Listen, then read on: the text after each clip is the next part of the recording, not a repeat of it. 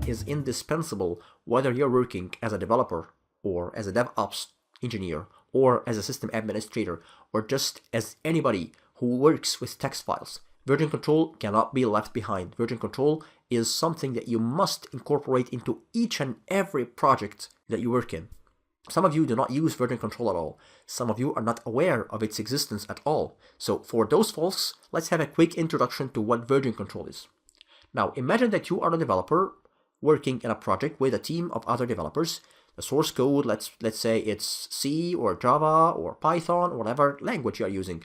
It contains multiple source files. Each and every developer of you must have, naturally, a copy of those source files. Start working on the project, to start writing code, start creating features, start testing, and so on. But each and every developer is working on his or her own piece of code. Alright, somebody, if it's a web application, for example, somebody is working on the front page, somebody is working on the about page, somebody is working on the user authentication page, and so on. But at the end, this code must be merged together in order for the application to be tested, for example. So how is this gonna happen? Well, the way I see it is that each and every developer will have his or her own copy compared with the other versions that are with other developers, and then some sort of copying and pasting may occur so that the whole application is brought together and tested. Imagine the pain of doing this. Now, what if something wrong happened and you want to revert to the older version of the application or the website? You want to get back a couple of steps. If you were not cautious and didn't take a backup of your application, you'll be in a big problem. You will have to maybe rewrite the whole application again. This is a lot of time to waste, a lot of effort.